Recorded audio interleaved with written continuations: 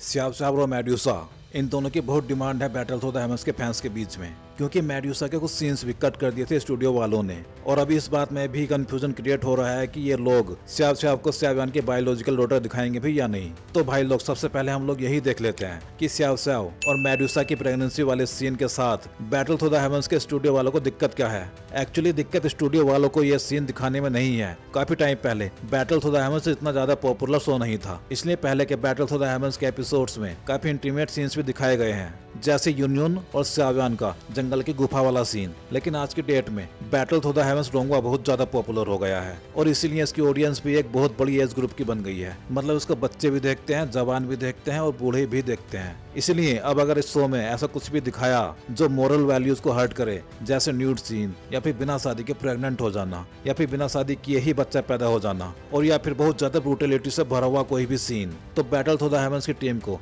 इस बात का डर है कि इन सभी सीन्स को रिपोर्ट कर दिया जाएगा। बच्चों के पेरेंट्स ये काम कर सकते हैं, दूसरे डोंगों के फैंस भी ये काम कर सकते हैं और चाइना की गवर्नमेंट के भी कुछ रूल्स तो होंगे ही, जिसकी वजह से बैटल थ्रू द हेवंस डोंगवा में इन सीन्स की वजह से दिक्कत हो सकती है। इसीलिए ये लोग अभी सेफ खेल रहे हैं, लेकिन इनके सेफ खेलने के चक्कर में हमारे जैसे फैंस की फीलिंग्स का जो कबाड़ा हो रहा है उसको कोई रिपोर्ट नहीं कर रहा। अब इन सभी प्रॉब्लम्स की वजह से हो सकता है कि ये लोग सावियान को मेड्यूसा की बायोलॉजिकल डॉटर ना दिखाएं या फिर पहले काइलिन और सावियान की शादी ही करा दें, फिर बोले कि देखो भाई, इस बच्चे की वजह से इन दोनों ने शादी भी कर ली है, तो अब इसमें रिपोर्ट करने वाली कोई बात नहीं है। इन दोनों केस में से हमें कुछ भी होता हुआ देखने को मिल सकता है डोंगवा में। तो चलो इन सब बातों को यहीं छोड़ के अब हम चलते हैं नोवेल की तरफ, जहां हमें रियल कहानी देखने को मिलती है और यहीं से हम देखेंगे कि हमें काइलिन और सियाब कब देखने को मिलेंगी और किस सिचुएशन में देखने को मिलेंगी। और ये सब समझने के लिए हम नोवेल की कहानी के इवेंट्स देखते हुए आगे जाएंगे, जिससे सभी को आइडिया हो जाए कि अभी काइलिन को बैटल थ्रू द हेवंस में अपीयर होने में कितना टाइम लगेगा। और यहाँ पे एक वार्निंग भी है उन लोगों के लिए जिनको स्पॉइलर से दिक्कत होती है, तो भाई आप लोग यहाँ से आगे ना देखें, क्योंकि यहाँ से आगे हमें काफी स्पॉइलर्स देखने को मिलेंगे। देखो भी बैटल थ्रू द हेवंस में एंशिएंट वाइट ड्रैगन ट्राइब की टाइमलाइन चल रही है और यहाँ पे सावियान 5 स्टार डोजन बन के वापस फॉलिंग स्टार पैवेलियन जाएगा, जहां उसके मास्टर यावलाओ के पास गू क्लैन से मतलब जूनियर के क्लैन से एक इन्विटेशन आया है उनकी कमिंग एज सेरेमनी में शामिल होने के लिए। और ये इन्विटेशन इसलिए आया है क्योंकि अब मास्टर यावलाओ बैन सैंग बन गए हैं, वरना उनको कोई इन्विटेशन भी नहीं आने वाला था। लेकिन मास्टर यावलाओ वहां खुद न जाके सावियान को और उसकी टीम को भेज देंगे, जिनमें लिटिल फेई डॉक्टर चिंगलिन और एल्डर त्यान हुआ शामिल होंगे। इनमें लिटिल फेई डॉक्टर 7 स्टार डोवजुन होगी, जबकि चिंगलिन और एल्डर त्यान वो 6 स्टार डोवजुन होंगे।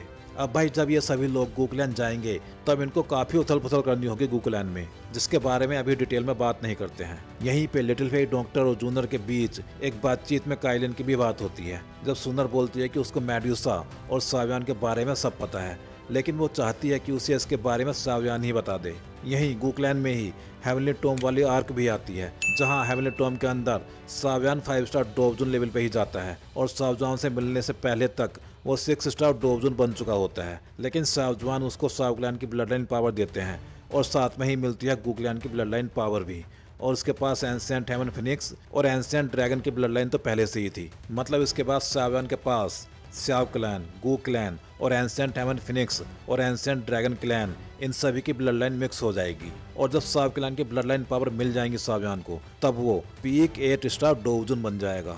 अब हेवनली टॉम वाली आर्क के बाद नंबर आएगा मेड्यूसा का, मतलब जियामा एम्पायर वाली आर्क का, जिसमें सावियान हेवनली टॉम से बाहर निकलेगा। तब उसको पता लगेगा कि लिटिल फेई डॉक्टर चिंगलिन और एल्डर त्यान वो तो काफी पहले ही फॉलिंग स्टार पैवेलियन के लिए निकल गए थे, क्योंकि वहाँ कोई इमरजेंसी आ गई थी। और जब सावियान वहाँ जाएगा तब उसको पता लगेगा कि जियामा एम्पायर में यन अलायंस पे अटैक हुआ है और इसीलिए लिटिल फेई डॉक्टर चिंगलिन और एल्डर त्यान वो वहाँ पहले ही जा चुके हैं। ये सुनने के बाद सावियान भी जियामा एम्पायर के लिए निकल जाएगा अपने साथ 30 और डोवजुन लेके। तो भाई लोग, अगर आपको ये वीडियो अच्छा लग रहा है और आप यहाँ तक आ गए हो तो भाई वीडियो को लाइक और चैनल को सब्सक्राइब जरूर कर देना, क्योंकि इससे मोटिवेशन मिलेगा अगला वीडियो और अच्छा बनाने के लिए। इस टाइम पे यन अलायंस पे प्रोफाउंड लाइन सेक्ट ने अटैक किया है हॉल ऑफ सोल्स के कहने पे, जिनके पास 30 से ज्यादा डोवजुन है और उनमें भी 8 ऐसे हैं जो 6 स्टार डोवजुन से ऊपर वाले हैं, जबकि यन अलायंस के पास मुश्किल से 10 डोवजुन भी नहीं होंगे। उनमें भी लिटिल फेई डॉक्टर चिंगलिन और एल्डर त्यान वो शामिल हैं। और इस टाइम यन अलायंस को लीड कर रही है काइलिन।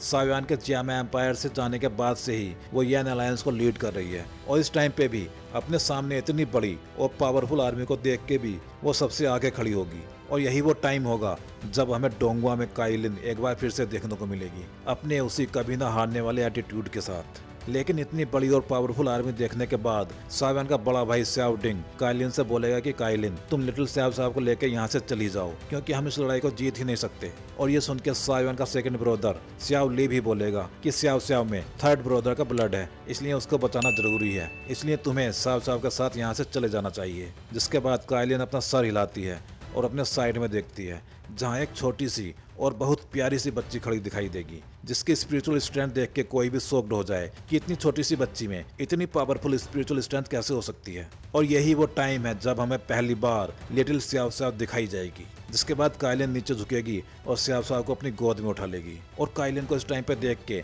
स्याओ स्याओ समझ जाएगी कि अभी टाइम सही नहीं चल रहा है यन अलायंस के लिए। और वो काइलिन से बोलती है, मम्मी आपको घबराने की जरूरत नहीं है, फर्स्ट अंकल ने कहा है कि पापा जरूर आएंगे। और ये सुन के काइलिन साहब को हक कर लेती है और लिटिल फेट डॉक्टर से पूछती है क्या वो टाइम पे आ पाएगा।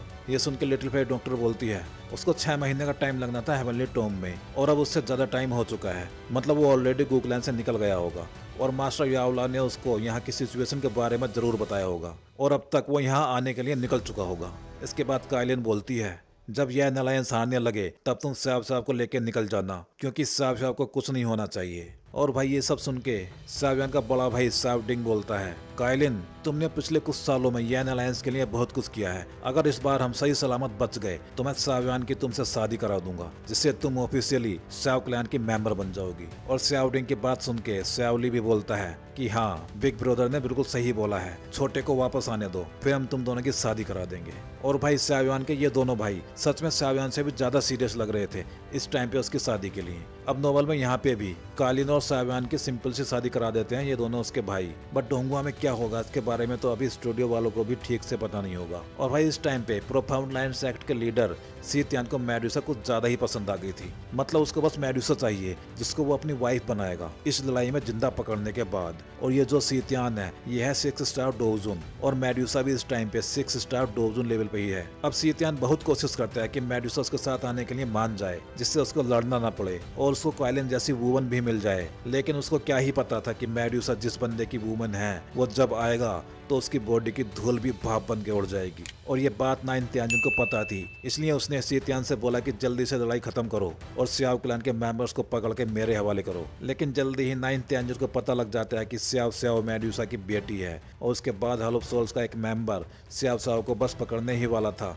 जब सावियन की एंट्री होती है सीन में। और वो जो हॉल ऑफ सोल का मेंबर था वो स्याओ स्याओ को पकड़ने से पहले ही नरक में पहुंच जाता है और उसको पता भी नहीं लगता कि किसने उसकी गर्दन तोड़ी थी। जब स्याओ स्याओ सावियन की गोद में थी तो वो उसको बस देख ही जा रही थी और फिर सावियन के ऑरा को सेंस करके वो उसको पहचान भी लेती है और पूछती है कि क्या तुम मेरे डैडी हो। और भाई यहाँ पे सावियन को देख के सभी मेंबर्स की जान में जान आ जाती है, क्योंकि वो पीक 8 स्टार डोजून था और साथ में 30 और डोजून को अपने साथ लाया था। इसलिए ये लड़ाई यन अलायंस जल्दी ही जीत लेती है और इस लड़ाई में 9th त्यानजुन मारी जाती है और 4th त्यानजुन सीरियस इंजरीज के बाद भाग जाता है। और जब ये लड़ाई खत्म हो जाती है उसके बाद सावियन स्याओ स्याओ के लिए एक 8th ग्रेड की पिल भी रिफाइन करता है जो उसकी ओवरऑल ग्रोथ के लिए बहुत जरूरी थी। और जब सावियन यहाँ से वापस जाता है फॉलिंग स्टार पैवेलियन, तब स्याओ स्याओ और मेडुसा भी उसके साथ ही फॉलिंग स्टार पैवेलियन चली जाती हैं, जहाँ मास्टर याओलाओ स्याओ स्याओ को देख के खुश हो जाते हैं और ये जान के शॉक्ड भी हो जाते हैं कि वो मेडुसा और सावियन की बेटी है, क्योंकि मास्टर याओलाओ को अभी भी अच्छे से याद था कि मेडुसा सावियन को मारने के चक्कर में लगी रहती थी। फिर ये वाला कांड कब हो गया,